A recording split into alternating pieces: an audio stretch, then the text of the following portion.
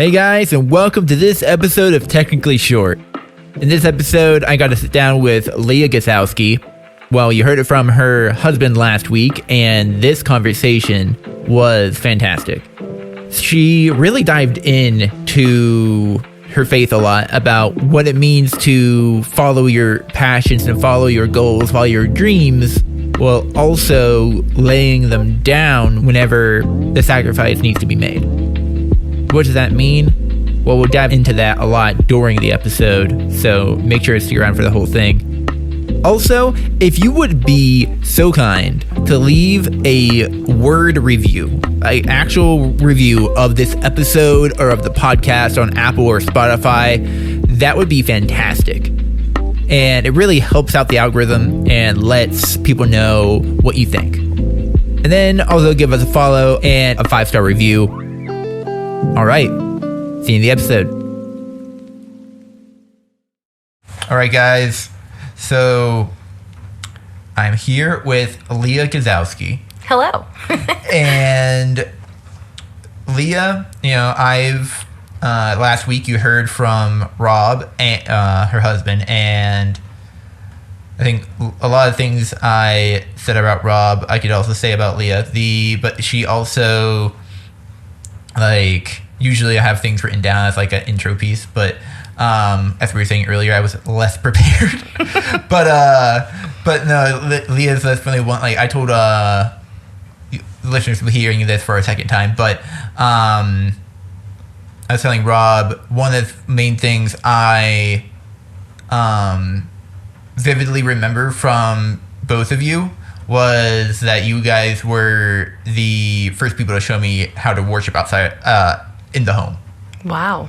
And that was whenever we were there. I was there with Austin, and you guys put something from the upper room on the TV, and you were like, "Do you know what they're saying? Do you know what this means?" And I was like, "No," but it was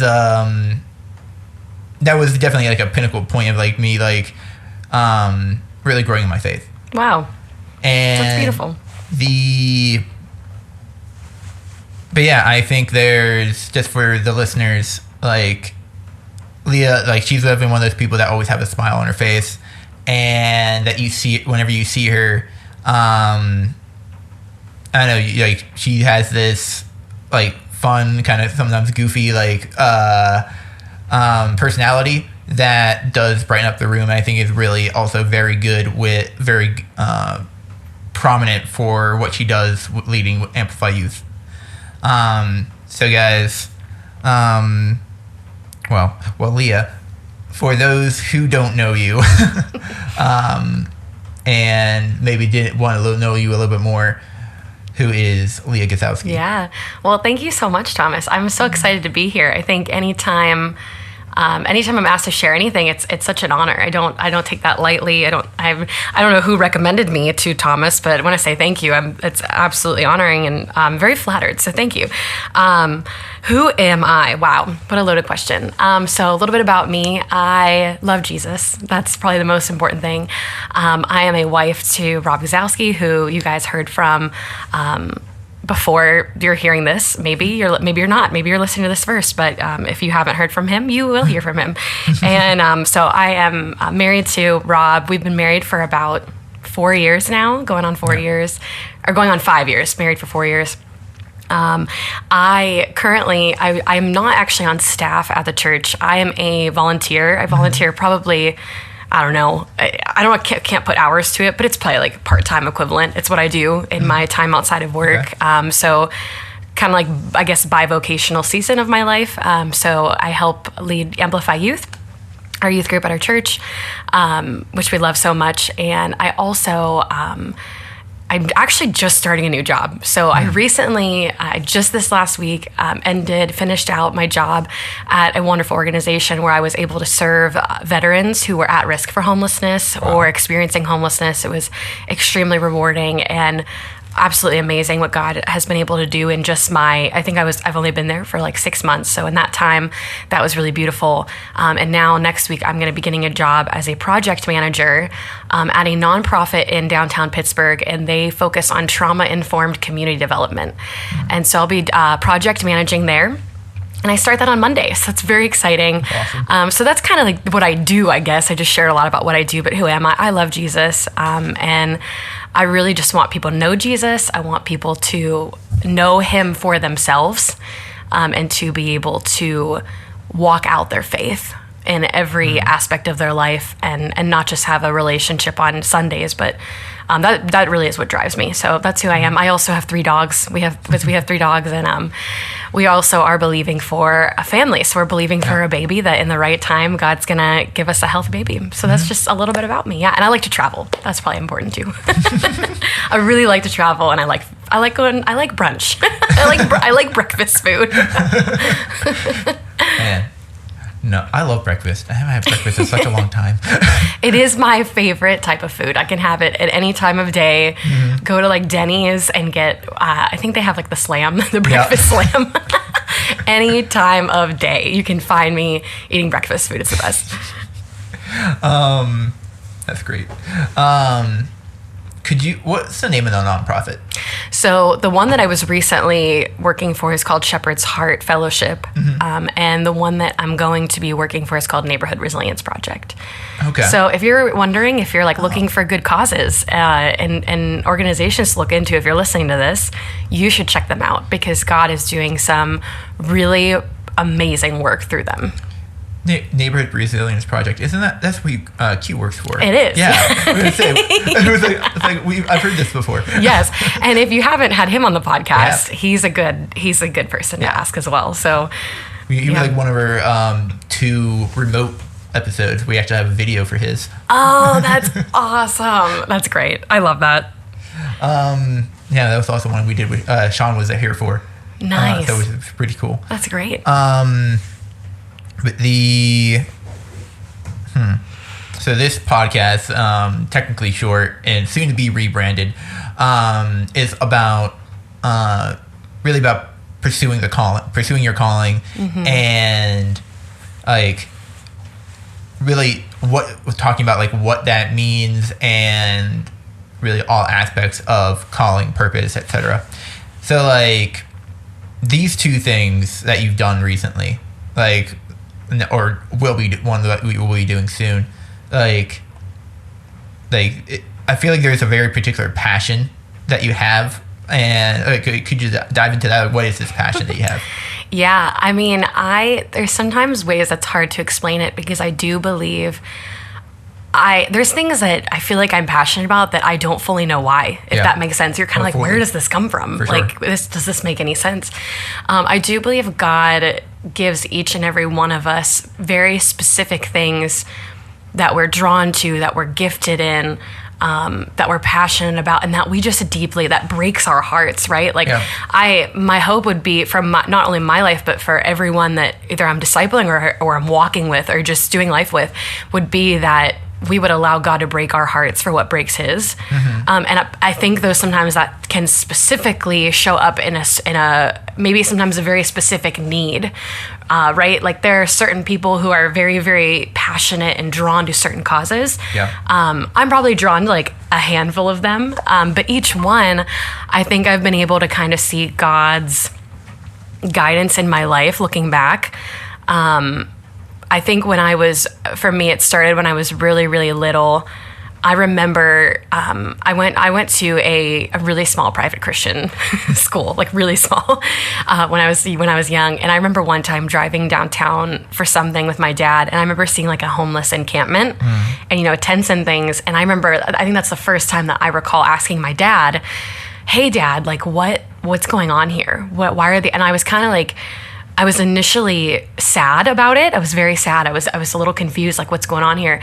And then as my dad was kind of teaching me about just, hey, this is the situation that some people are in, and it's a complex situation. And I'm a little kid asking about it. And I remember just at first feeling really sad and then very angry, and angry like for them of I don't really know what's going on, but I just want to do something about it. I was moved with compassion. So I think from a really, really young age, I've had a lot of compassion. And when I was like 9 years old, I wanted to be a missionary. Like I remember in my church, like every second Sunday of the month, we'd have like Mission Sunday. And in kids' church, they would highlight some missionary in some part of the world where in some places it was harder to advance the gospel and share about Jesus than others, right? And they would share about these different cultures and these different places where missionaries are trying to share the word of God. And I remember hearing that and being like, oh my gosh, there's people who don't know about Jesus. And so I think there's like a couple different facets of it. But as I've gotten older, I think I've seen just a thread of things that sometimes I'm like, yeah, God, why is this why this thing? Yeah. And I don't necessarily know that I know a reason why, other than I think that it's given by God. And it's because he wants his name to be known. He wants to get the glory, but also I think we have a part to play in the restoration, right? So he specializes in restoring. I mean, we see it all the way from Genesis to Revelation, and after the fall, we're in the Garden of Eden, and then the fall happens, and then we go all the way to the end of Revelation, and where do we end up? Right back in his presence, unhindered by anything in the new heavens and new earth. And so he's in the process of restoration, and I think that that's kind of been a theme for me is how can I be an agent of that restoration, specifically in the areas of serving people who are, what really stirs my heart is people who maybe are in need, or under-resourced, underprivileged, marginalized, kind of like the people who are on the outs of society and the culture, but also sharing. It's like bottom line is like sharing Jesus. Yeah. But I think there's a lot of actions we can do that also share Jesus. So I've kind of just seen this theme in my life all the way from probably that experience seeing a homeless encampment to when I was in college. And I remember like when I first kind of gave my life to Jesus, started going to church, I'm like, I want to go on a missions trip and kind of getting experience for missions. But then even here at home, really feeling heartbroken by injustice and seeing injustice and knowing people who've experienced it and just being like, okay, God, what is my part to play? And it's kind of like a weird thing to explain, but it's like this, I don't know. Maybe if you're listening, you know what I'm talking about. Thomas, you may know what I'm talking about. But it's like when there's something that just moves your spirit so much, it kind of can feel like, for me, it will feel like this is such a weird way to explain it, but it's the only way I know how. It's like a stirring in your spirit, or like almost in like your stomach. And you're like, I have to move. I have to act now. Yeah. I have an urgency around it. And then I get frustrated if I can't move. So I hope that answers the question. I think it's from God. And I don't fully always know what he wants to do with it, other than I'm just one piece of the puzzle of his big picture. And I just want to play whatever piece that is in that restoration. Yeah. No, that's awesome. Cause that's a lot of how you answered that question. Like I do 100% understand that and get that, because at least from like the perspective of not knowing where the passion comes from sometimes. Because like, yeah, I won't dive too far into mine, because I feel like the listeners have heard my stuff a lot. But no, I 100% get that. I feel like there's going to be some listeners that like, that's one thing I'm like, I want to make a solo episode about about passion. That's something we talked about, Rob and I talked about, even like where do you start? Like, you start with the passion. Like, what are you, like, it's like, I hear this is a whole tangent I could go on, but there's a whole, like, there's something I could, like, okay, real quick. There's this advice that people give that they say, like, don't start with your passion. People say, like, don't start with your passionate about, because you could be passionate about the wrong things. And I'm like, that's true, but I'm like, it's also, for me, I'm like, I feel like passion itself is a building block. And like, you have to start somewhere.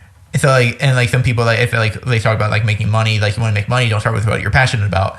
And that's like, well, that's like, and I feel like that defeats the purpose of purpose. I feel like, if you're not passionate about what you're doing, then I don't see a point to it. I think that's interesting. I think personally, I do kind of see where someone's coming from. Of we may not be, I think we do have to be cautious in that regard of what are we passionate about? Because specifically as believers, I believe that God does position us and calls us, and he uniquely gifts us even for certain things that he's asked us to do. I mean, there's a lot of things I'm passionate about. Right.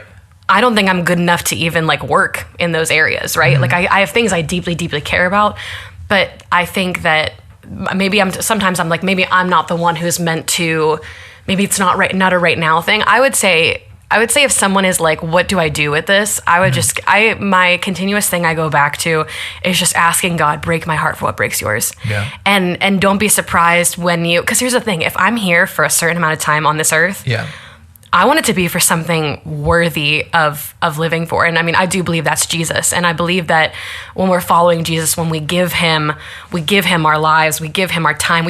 Sometimes we even have to sacrifice those passions and dreams. Yeah. We have to sacrifice them and be like, okay, God, if they are actually of you, if they're from him, right, he's going to make them grow in his time. And we have to trust that. So I kind of am like agreeing with both of those sentiments. Because passion is also hard. I mean, we sometimes refer to Jesus's death and death on the cross as like the passion of the Christ. Yeah. And here's the interesting thing about passion is like, it's probably at some point you're probably going to have to suffer for it. And so if it's something if you're not willing to count the cost of that thing, you might want to, might want to slow down because it's costly. I do believe when God asks you to lay down your life for something greater than you, it's a costly thing. And I do think we can have worthwhile pursuits and pursuits that really aren't as grand as we think they are. Like in our minds, they may be the most significant thing, but to God, he's like, hey, let me show you what really truly matters to me. And honestly, he can do so much more. Yeah. He can do so much more than what we want, what we desire. We're just in service to him, and what he wants is greater because he's a good God. Yeah. Yeah. No, thank you. Like, I don't know if you like technically we're pushing back, but like no, it's like I agree with both. I see both, but like at the same time. Like I appreciate that because I want different perspectives, and like I agree. Like you said, you were talking about like sacrifice and like things that you have to sacrifice for your passions. Has that ever happened? Like, what are some of these things you've had to give up for your passions? Absolutely. I mean. Not everybody's called to, be a pastor in the church or be like, even in the church world. I mean, it's our desire that people would serve and contribute to the local church. Right. But even speaking from a like more ministry focused perspective, I mean, there's a lot of things I feel like you have to sacrifice. In that role specifically, when you're in a pastoral position, I mean, you have to, in general, if I would say, even just following Jesus, there's so many things I've had to sacrifice. I mean, you have to sacrifice what seems fun in the moment. Like that's a cost. Yeah. What seems really, really fun and good to you in the moment, or may seem fun and good to everybody else, you gotta lay that down. Yeah. Like my desire to, I want to go do what everybody else around me is doing, what the world's doing, and you have to lay that down because it's not always what you're meant to be doing. It looks like sacrificing time. I mean, there's a lot of times where if I don't, and this is just life. I mean, I think, yes, there's healthy boundaries to have, whether you are working a full-time job or you're in vocational ministry. Like, no matter where you are, you need to have healthy boundaries. At the same time, sometimes life just happens. And it happens to you and it happens to the people around you. And there's times I've had to sacrifice my comfort, my time to kind of sit with somebody when they're really struggling with something and they're like, I need someone right now, and be like, okay, I'm going to sacrifice what I want in this moment to kind of be with this person and hold them, create space for them. I think that's something that you have to sacrifice. And I think honestly, like my own dreams in some ways I've had to sacrifice. There's things that years ago I was like, I really want to see this thing and see this thing. I don't think all those things were bad. I mean, I have my therapist a really long time ago when we first started meeting, she encouraged me to create like a dream journal. And so I have this dream journal at home that I have, like, that's my go-to, where like if I have sometimes I get like really big ideas, like whether it's a business or a ministry or just something I really want to, I just want to, this would be cool to see, just to keep my like creativity flowing. And she encouraged me to do that. She said, and then when you get some more ideas, you go and you write and you make it as detailed as possible. Like just dream. Like if you had all the resources and what would it look like and all this stuff. And if I were to go look back on that, you would find that like there's not many of those that have actually come to fruition, and that's okay. Right. And I think that there's, if we're being honest, even my dream to be a mom one day, to be a parent, that might not happen in my timing.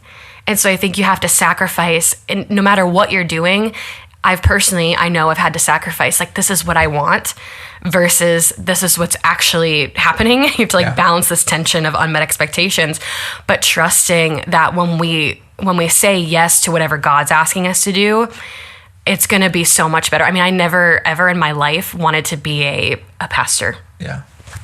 Ever. I mean, ever. I mean, I wanted to be a missionary, and it was not something that was on the table for me at some point. It was like, I want to work at a church, and this is the position I want to, it was never a goal of mine ever.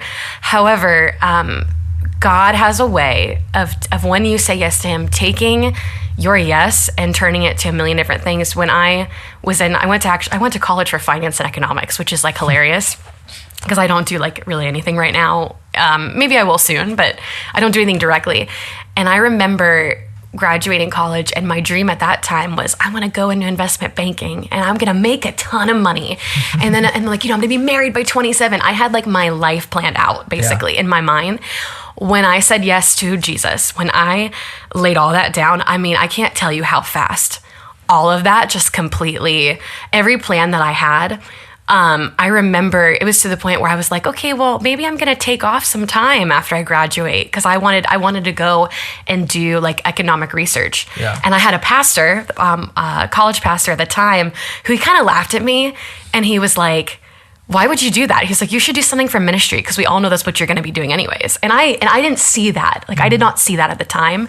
But I did end up graduating, and instead of going into work and what I had originally hoped to do, I felt God instead through, and it's a really long story that we don't have to get into. But it was just a really long series of events over like a year where I felt God actually stirring my heart to go do like a longer term type trip. And so through that opportunity, got to go spend like 4 months in Kigali, Rwanda in East Africa, and serving in a ministry there. And let me tell you, when I experienced that, I came back from that, I just remember thinking like, wow, God has really completely transformed every dream that I had. I mean, I ended up getting married at 22 when I thought, I was like, in my mind, I want to get married in my late 20s. And, I had all these plans. Yeah. My plans went out the window whenever I said yes to what God was asking me to do. And I've had to let some things die. And if they're meant to happen, we have to trust God in his good time is going to make it happen. And his time is always, always, always so much better than ours. And looking now back at all of that, I'm like, wow, the places that God has put me, the relationships, the people that we get to meet, the people we've gotten to serve, I'm like, wow, this is so much better. This is so much better. And even in this place, I never expected to be where I am even now. Going back kind of into like a regular full-time job, I wasn't expecting that. That also wasn't on my radar this year. But even in that, I'm like, God, you're so good in how he just, he takes our yes, our laid down life, and he makes it something so much more than I could ever ask or think or imagine. Man. There's like one thing that you said a lot about, and I'm curious because my hope is that this podcast doesn't just reach Christians, but people that believe in God, but all the people that don't. And so for those, like you were saying the term like lay down a lot. For those that maybe don't understand what that means, like to lay down something like for God, or just lay down something in general, like what what does that mean? Like you were like, you dove into it a lot. Yeah. But yeah, let's talk about that. Well, if you're a follower of Jesus, you're probably familiar with this passage. I actually don't remember which gospel it's in. I think I wrote it down though as I was praying and thinking about being on this show. Jesus says, he tells the disciples to take up their cross and follow him. And when we think of the crucifixion, we think of the cross, we see it now as a sign of victory, right? Because we know Jesus died, he rose again, the tomb's empty. So we're able as believers, we look at the cross today, thousands of years later, we see a symbol of victory in life. Yeah. And forgiveness. Like, this is what we see. But in that time, as Jesus is saying, hey, take up your cross and follow me, he's literally saying, I mean, like, it's a torture device. It's a means of death and execution. He's literally saying, take up your cross, this thing, the symbol of death, and follow me. I mean, that's not exactly like a war rally cry. Yeah. If you think about it, you're like, Jesus, what are you saying? I believe what he's saying is like, if you want to follow me, die so that you may live. And obviously he's not saying, like physically die. He's saying death in the sense of like, die to yourself, die to your desires, what you think is best, your plans, your dreams, your way of life, everything that is you, like, let it die and take up that cross and follow me. And I believe he's basically saying, like, let those things literally be crucified. And along with the things getting crucified is our sin and it is our shame.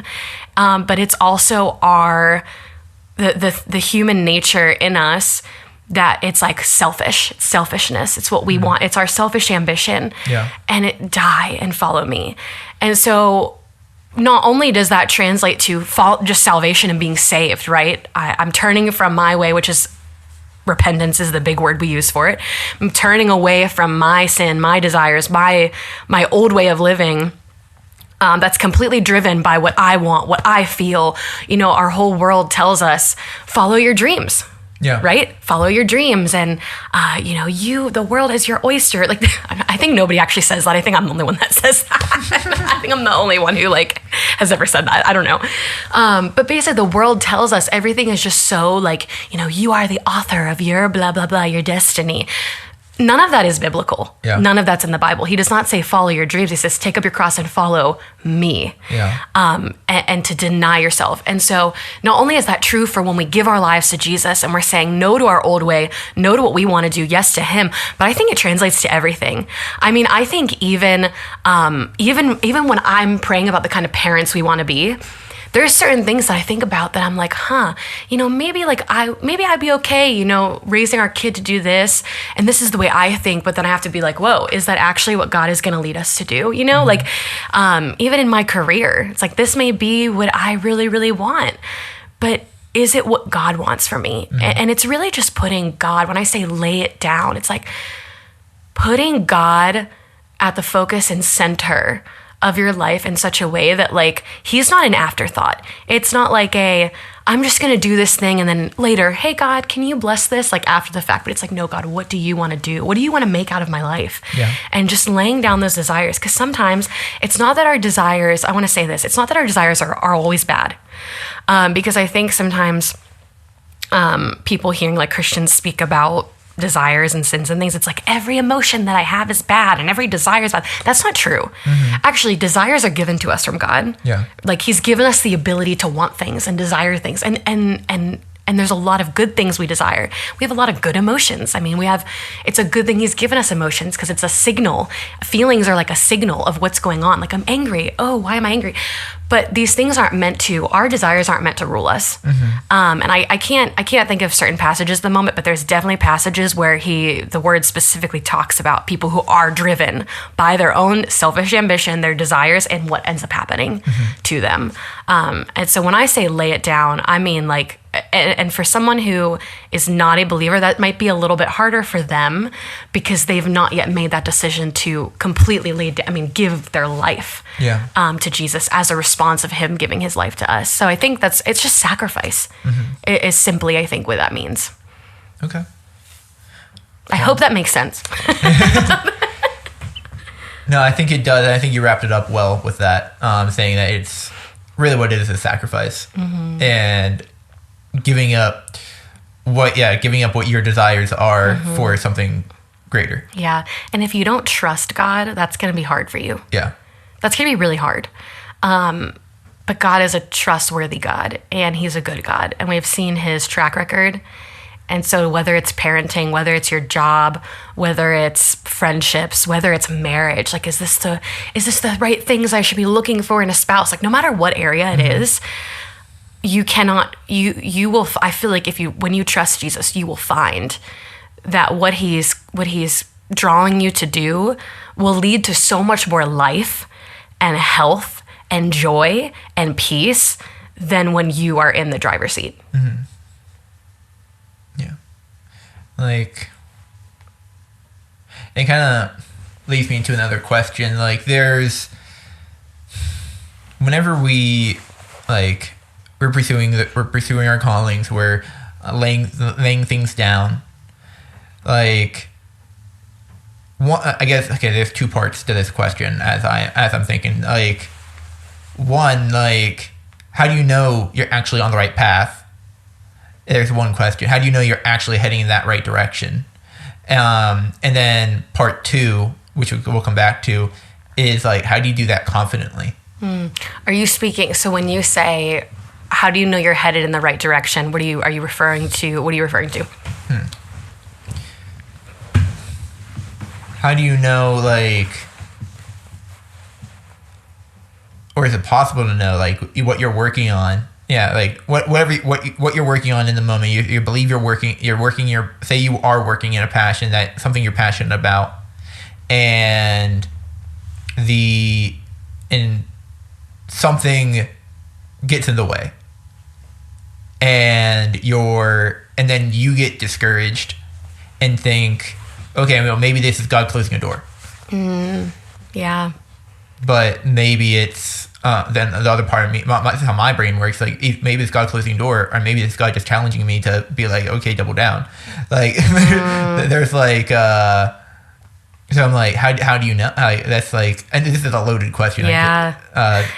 It's a good question though, because I think there's something interesting when we think about, like, you know, what are we called? We use the word, if you're a churchy person, if you've been in church for a while, you'll know what I'm talking about. Yeah. Like, we use the phrase, like, I feel called to this. Like, we use it so much sometimes that I'm like, do we know? Do we actually know what we're saying? Right. And so I think what's helpful is first, before I answer that question, to kind of define a little bit, like, and this is very specific. So if you're not a Christian, like, stay with me, okay? This also applies to you, even though you may not know it, but stick with me. The number one thing we're called to is to Christ. Yeah. We are called to Jesus. I wrote down a verse. This is in 1 Corinthians 1:9. God is faithful, by whom you were called into the fellowship of his Son, Jesus Christ, our Lord. And then in John, he says, this is to my Father's glory, that you bear much fruit, showing yourselves to be my disciples. You did not choose me, but I chose you and appointed you so that you might go and bear fruit that will last. And so that whatever you ask in my name, the Father will give you. And so we know from the word, we see Jesus, we are called to Jesus, and we're called to fellowship. This is a very Christianese word. We're called to fellowship. We're called to know him. Yeah. We're also called to be like him.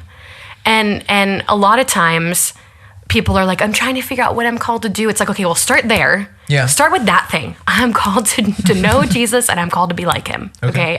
Yeah. And then you also see throughout all of the scripture, things you're called to within that. So being like Jesus looks like we're called to love other people. We're called to love people. We're called to love people how Christ loved us.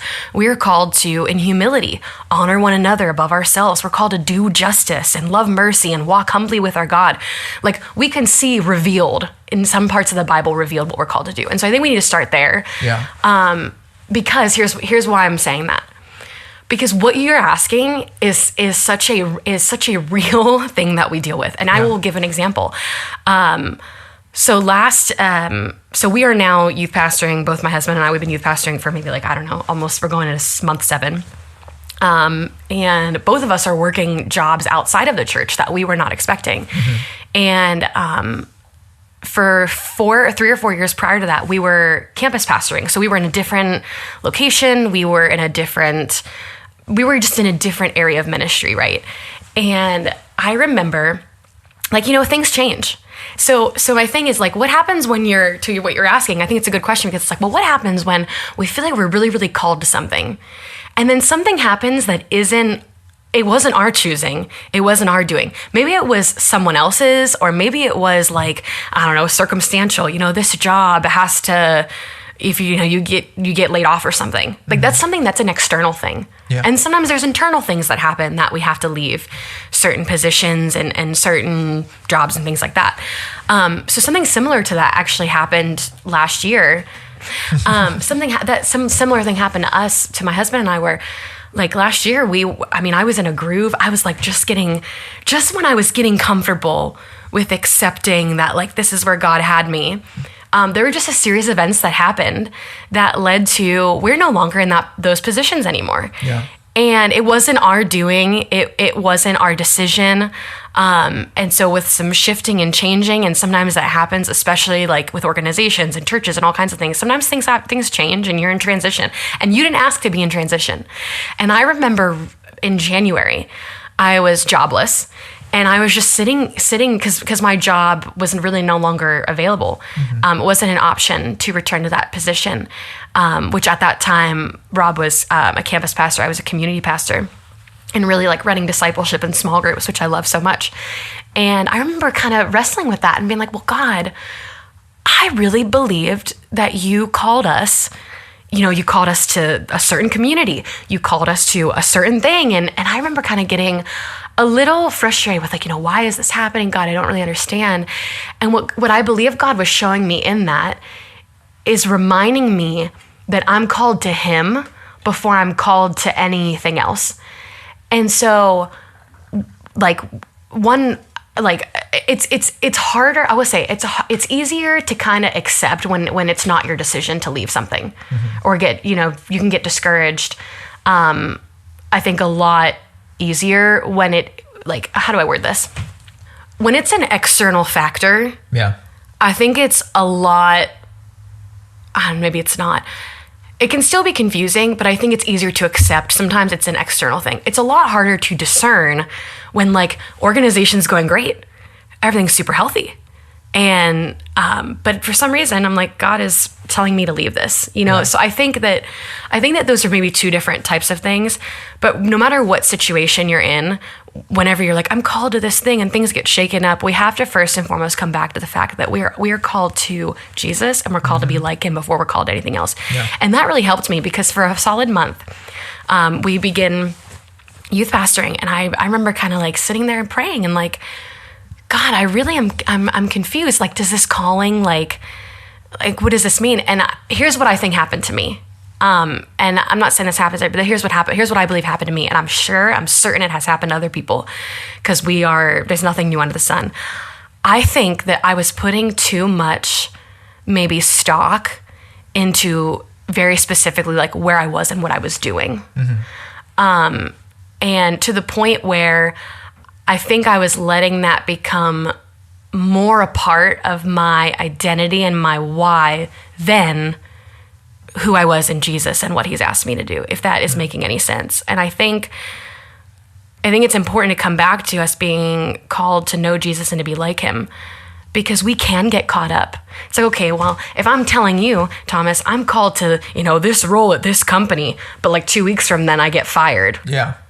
And I put all my stock in, like, I feel I'm called to this specific position at this specific business and whatever. Okay, well, God didn't make the mistake here. Yeah. Right? So I think we have to, in humility, come back to this place of, it's God who calls.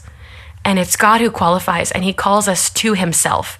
So when we know that, that makes it for me so much easier to understand. Okay, now I will say this. I believe he calls us to himself and to be like him, but I do believe he places us in certain roles for a certain time. Yeah. I believe for that season, for those couple years, we were meant to be, we were called to those people, that congregation.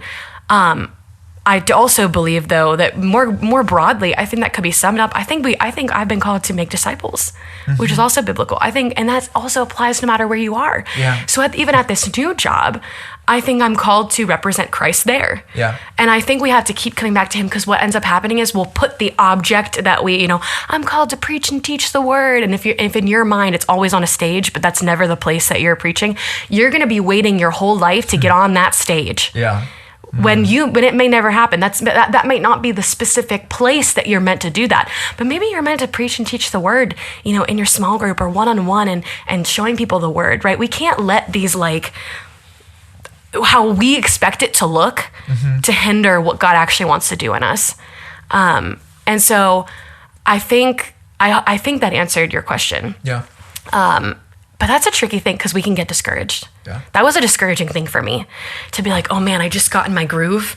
I'm getting comfortable here in this place of pastoring in this specific role. And it's a lot more uncomfortable for me right now, if I'm being really honest, to return to a 9-to-5 job.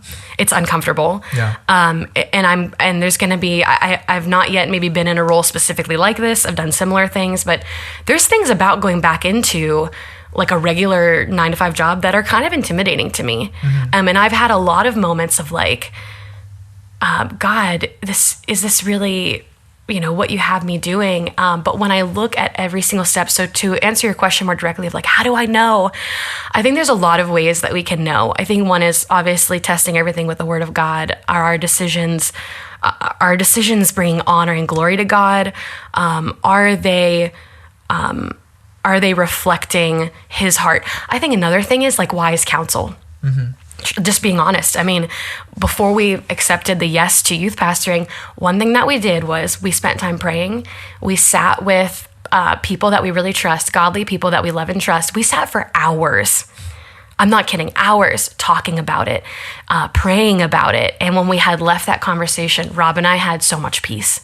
And we really felt, okay, God, this is lining up for what we feel like you're saying to us. I also think too, it's do you have gifting and skill in that area? What aligns with your gift and your skill? For me, I'm not an overly analytical person, right? So for me to be, if someone were to, if I feel like I were to get an offer or something for a job that's me sitting and analyzing data all day, every day, Yeah. absolutely not, which is basically what my husband's really good at. But for me, absolutely not. I mean, that's going to drain me. I'm going to be exhausted. Now, we are going to have to do things sometimes that do not always align directly with our gifting. That's just the reality. That's life. Yeah. We have to accept that. But when I think of places, I think God is so good that he knows us. He knows how he designed us. He's our creator. I do believe he positions us in places. Sometimes it plays exactly to our strengths, and sometimes it's meant to stretch us. But no matter where we are, we have to know that he's got us there for a bigger plan and a bigger purpose. And typically we have a very poor theology of work. Typically we're I have to be working. I mean, Paul was an apostle, but he also was a tent maker. He did make tents on the side here and there because he wanted to raise money to be able to fund his mission, which was to go and plant churches and share the gospel to the Gentiles. He did that on the side. And so that means, sometimes I still got to provide for my family. I still got to do all these things. We may not always be doing things that we feel directly, goes along with this grand thing that we think, but that doesn't mean it's any less worthy to God. It doesn't mean that it means less. Every single thing that we do, every vocation has, we are able to work in such a way that it brings honor and shows people who God is by how we work and how we show up there. Yeah. Yeah. I think your second part of your question, it was, how do you walk in that confidently? Yeah. Yeah. Ooh, that's a good one. How do I walk confidently? I think there's a couple high level things to that, but I also think there's practical. How are you confident? You have to be confident in who God is and who he made you to be. And that's honestly, it's the second part of that for me is the hardest. Like, Thomas, when you texted me, I think in your message you had said something about you said something along the lines of, you view me as somebody who like is very confident of what is God called them to be. And I laughed at that at first. Because I was like, sometimes I don't know if there's so many moments I've had in the last 5 years of my life where I'm like, God, are you sure? You sure you got the right one? So that kind of made me, I was like, wow, that's amazing that someone would think that. Cause I'm not always confident. Yeah. And sometimes we're confident in the wrong things. Like there's times I've been really confident in my ability to do something only to find out like, I don't know actually what I'm doing. And sometimes it takes me longer to realize that than it should. But I think how we walk confidently is we have to take God at his word that he does have us where he has us for a reason, and he's going to use that for his purpose, no matter what you're doing. So if you're, you might view your job, if you're like an accountant, as like, I'm just an accountant. You're not just an accountant.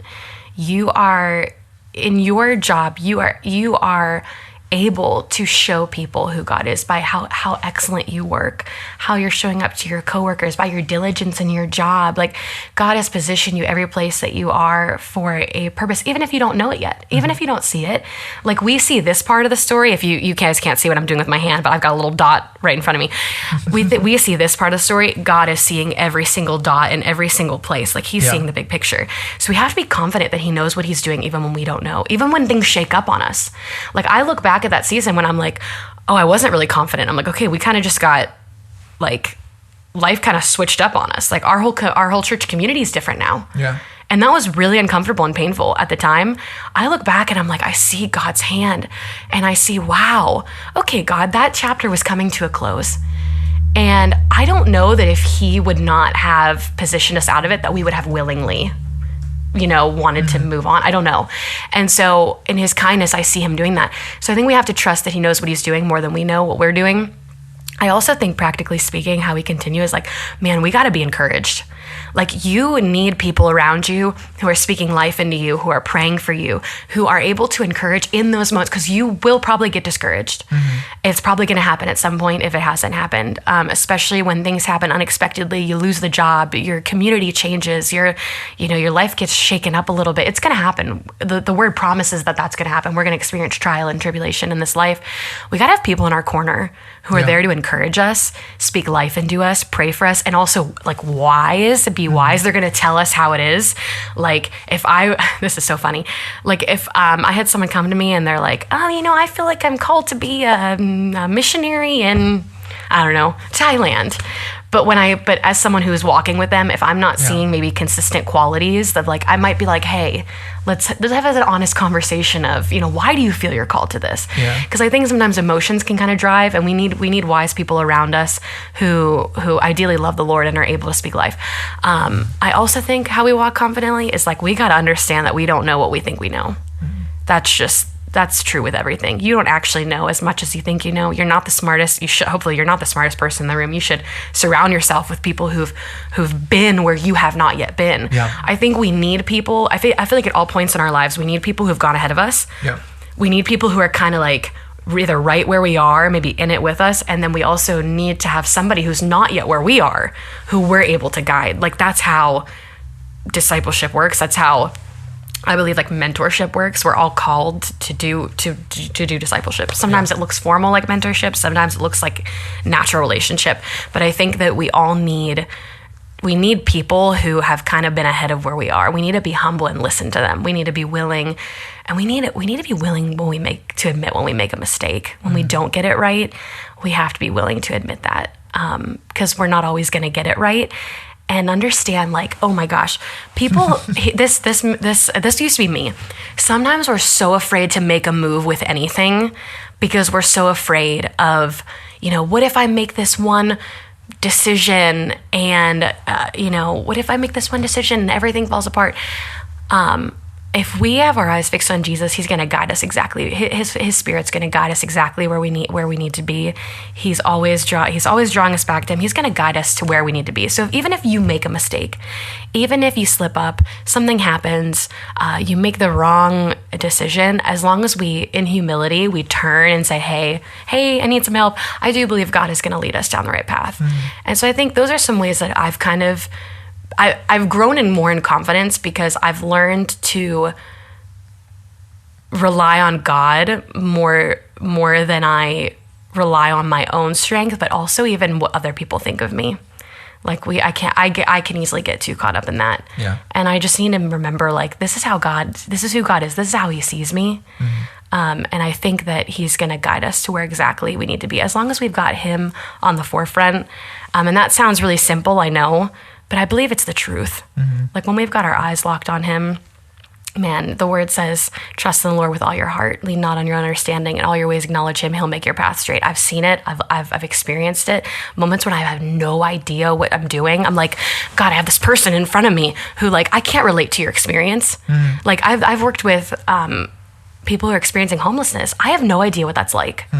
And it can be really easy to kind of be like, okay, God, I'm inadequate in this area. I'm a girl from suburbia. I've never had to, we don't have the same experience. Right. But when I remind myself, I don't have the same experience as this person, but I do believe that God has positioned me in this moment to be the one to, I'm able to love them, I'm able to serve them, and he's given me a heart of compassion to be able to meet them where they are. And I don't have to pretend. I don't have to pretend to be somebody else. I just need to be who God has asked me to be, and just be there for that person and help them the best that I can. And there's been many times I've kind of had like a imposter syndrome because of that. Because I'm like, I don't know what I'm doing. Yeah. Thank God, I need you. I need you to show me what to do. There's times where I think I know what I'm doing and I'm like kind of steady, but then I feel like there's always something that pops up that's like, okay. And then I'm like, okay, God, I'm not really confident here. And God will remind me, I'm here. Yeah. Let me show you what to do. Let me show you how to respond in this situation. Man, I have like so many more questions I want to ask, but I want to get to the point where we wrap up.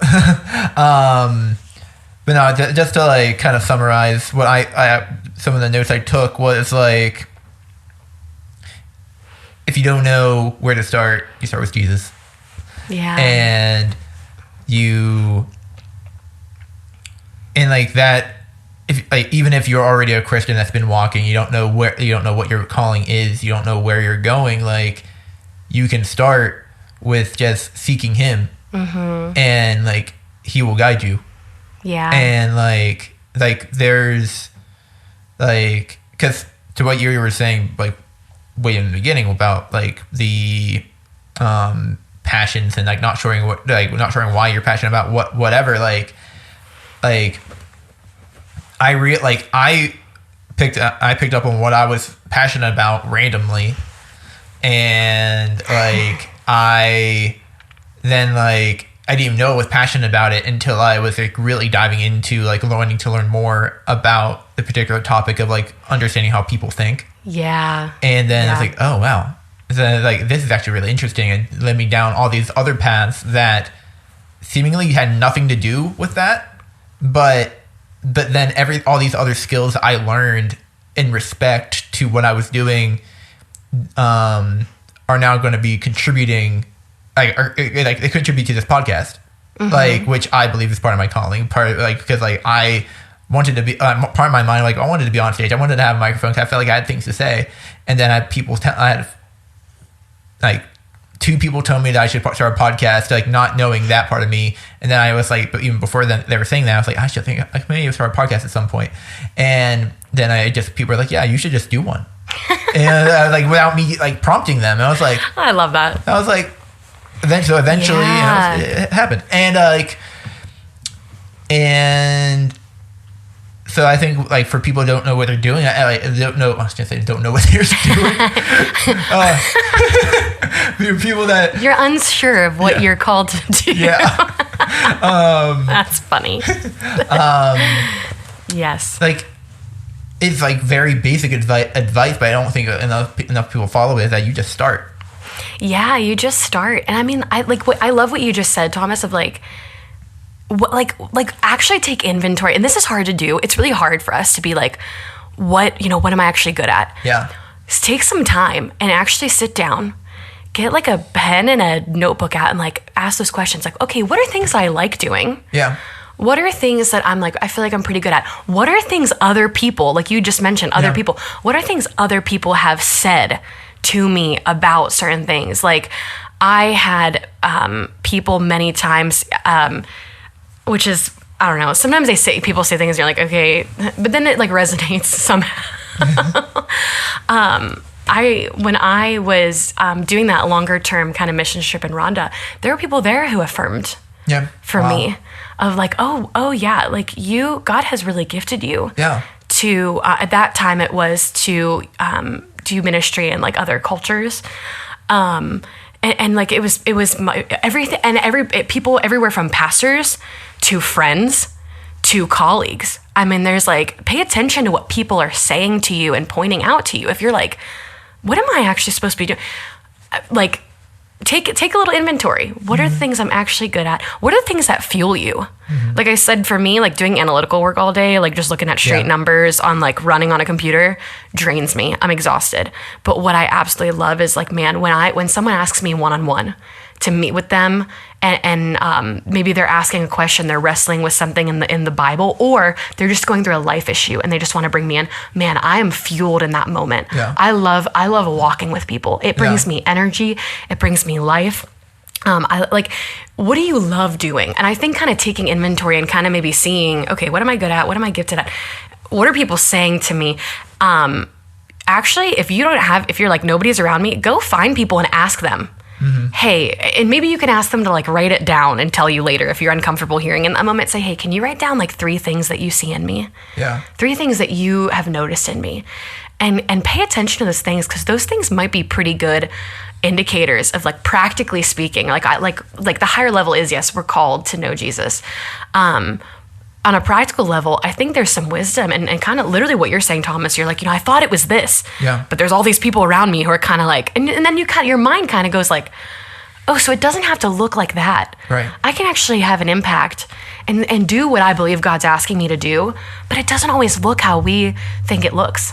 And so I think that's really good practical wisdom of just like taking that inventory and kind of like, okay, what now? What now? Maybe that even helps you like find out what jobs to apply for. Yeah. It's like figuring out what you're like, not just what you're good at, but like it's like what you're passionate about and why you're passionate about it. Because like you can be good at a lot of things that you shouldn't be pursuing. But oh yes, I love music. Yeah. Does that mean I should quit my job and go become a producer? No, I know nothing about it, and that would take me a long time to learn the skills. It's like, why, like you were saying, like why, like you're doing something and you figure out what fuels you, and like you figure out, like taking the inventory, like why does it fuel you? Like what's that part of you that like you break it down to its like smallest pieces, and you're like, why is this such an important thing in my life? And like why, like I didn't even know, I don't know why this is, I don't know why I'm passionate about this thing. I don't know why this fuels me. I don't know why those things don't fuel me, because that other people say they should. But like, that's a part of me that, but it's like, why is this such an exciting thing for me to do? And then that can help you find other things. Because it's just like, it's not the thing that is fueling you. It's it in itself. It's the how to word this properly, like without being vague, because like it's not the thing itself that is fueling you. It's, I guess if you would ask certain people, some people would say it's like, it's what you get almost after, if that makes sense. It's like because it's like, I like what you say. Like it's like you get fueled during it. Yeah, it's like the reward. Yeah, and it's that's a really good way of putting it. Like I had mentioned, one thing that fuels me is like, I really love walking people. Like practically speaking, like what does this Bible mean for my life? Right. I could like geek out about it. Like I love when these productive, like, okay, I know this, but how do I actually walk it out? That fuels me, because why? The product of that is seeing someone walk towards Jesus and want him more. Like seeing that from me, it's like what keeps me going. It energizes me in a way. I shouldn't say keeps me going, but I guess sometimes it does. It like encourages you when you're discouraged. It's the reward of the thing. Sometimes though, you might not see the reward quickly.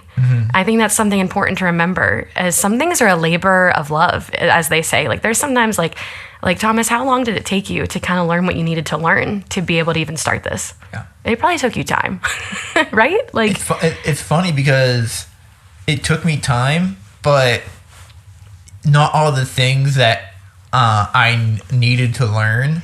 I didn't need to know all of them up front. Right. And two, like some of them I learned years ago. It's just knowledge that I had from like my job. I was like, oh, I know this stuff exists. It's like I know an RSS feed exists. I know how to like kind of like it's how I chose like the platform to host on and stuff. It's like you don't have like you can yes you should like kind of inventory the knowledge, the things that you should know, but yeah, like. But it takes time to like get. Right. It takes time to like be like get things to a place where you're like, oh, this is like a healthy, moving thing. Like it takes time to do that. And you won't know everything you need to know until you start. Right. Because you don't know the questions to ask. Yeah. So if you're listening to this and you're like paralyzed, you've been paralyzed with indecision, take a step out in faith. I don't know what that means for you, but find the person who has the expertise to ask questions. Find the mentor, pray and ask God to bring you the people and to just show you how he's uniquely designed you, because he has uniquely designed each of us for a plan and a purpose. And it's worth taking the time to ask him to show you what that is and guide you in that. Yeah. Well, I think that's a great place to wrap it up. And like I have a couple ending questions, but like thank you for ending it off like that. This officially the longest episode. I've never hit the hour mark. Oh my gosh, I'm so sorry. I mean, some things will get cut. Oh no, it's not. I actually like. I was watching. It's like usually like Rob's was the longest. Now yours is. Oh Lord, I'm long-winded. Oh no, you're good. Just final wrap-up questions. When it comes to personal growth, development, pursuing one's calling, like what are some resources that you have or would recommend to people, whether it can be anything? I think there's I listen to some really good podcasts. I try to read a lot, but sometimes I don't always get to. But I definitely like some people's podcasts that I like a lot. Frank DiMaggio, I think he has a podcast, but I'm not certain. He definitely has some resources. He is I don't know if he's currently a pastor. He's got some really good leadership things. They're obviously, they're not always church focused. Yeah. They are usually broad leadership, but they're obviously Christian based, but he's amazing. John Maxwell. Yeah. The Craig Rochelle Leadership Podcast is so good. I love his books, love his stuff. The Carey Nieuwhof Leadership Podcast is really good because he interviews so many different people. I mean, he interviews everybody from he's interviewed I think famous sports players to the CEO of Chick-fil-A to, I mean, people in the church world and the business world. And it's always about a different topic. He's got hundreds of episodes. He also has a blog. That's been something personally that I just enjoy, the different topics, certain things I would never think about. But it still talks about leadership in some way. So I really like that. Jenny Allen, probably more, I think she has some general leadership stuff, but Jenny Allen has some good stuff.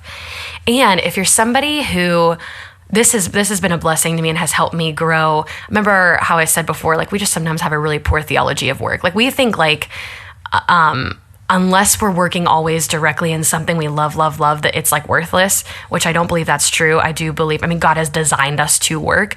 There's a really great resource for anybody who might be interested in this. I love their stuff. It's called Made to Flourish. And what they do is, on a larger level, they try to produce resources to equip churches to be able to empower their congregation of how their work actually matters to God, but also to advancing his name and advancing the kingdom. And I really enjoy it. So I think they've got all kinds of resources. They've got a magazine that comes out once a month. They've got some good like articles and stuff out there. Everything from like economics to marriage to the home to the workplace to church specifically. They've got a lot of really good stuff. I think their magazine is called Common Good Magazine. Because their whole thing is like it's for the common good. So I really love them, highly recommend them. I've learned a lot from them about a lot of different things. So I like that. And then honestly, I listen to those things, but I also listen to a lot of like Bible teaching and lots of like sermons and things like that, because I feel like I also learn a lot about leadership and development from those things. Like sometimes we're trying to be like better vocationally in our specific skill. Sometimes we're trying to be better with like thought leadership. Like I think there's something in all those resources I mentioned, there's probably something for everyone. So those are probably the main things I go to. Okay. I'm definitely going to ask you for links for probably all those. Absolutely. Okay. I like to, I usually always put links in the show notes. Yep. Love it. I can send them. And then final question, who would you like to hear, do you think would be good on this podcast? I'm trying to think who, I don't know who all has been on it so far. Literally anybody. Like, Rob recommended a F1 racer. Oh, that would be crazy. Yeah. That would be crazy. Oh, wow. Okay, so he said someone like, that's like, I don't know, maybe someone would. Now you've just broadened my scope. Now I'm like, oh, the world is our oyster. Wow. See? I'm the only one that says that. Such a weird saying. I don't even know what it means. It's fine. I'm going to recommend my really, really good friend, Bethany Martin. Okay. So Bethany is she's amazing. She's an amazing friend. She's an amazing follower of Jesus, but you know what? She is a great leader. She's in architectural design. She's a great leader of people, and I've kind of got to see that up close. And I think what's interesting is that's her full-time job. She's a architectural designer. I guess I was going to say designist. I'm like, what is even happening? She's amazing, and I've gotten to see her up close leading people, and the way she not only leads them, but she serves them. She cares for them. She has a lot of wisdom, I think, to share. So I'd say Bethany. Awesome. Yeah. I'll ask you for some contact information. Yeah, absolutely. All right, guys. Thank you for listening to the longest episode of Technically Short. Hopefully it might not be that way once they cut things. Thank you. And if you haven't already, go ahead and give us a like on, a review on Spotify, Apple Podcasts, wherever you listen to the podcast. 5 stars would be appreciated. And if you want to leave a review, that would be great too. Share us out on all your socials, and we will see you next time. See ya.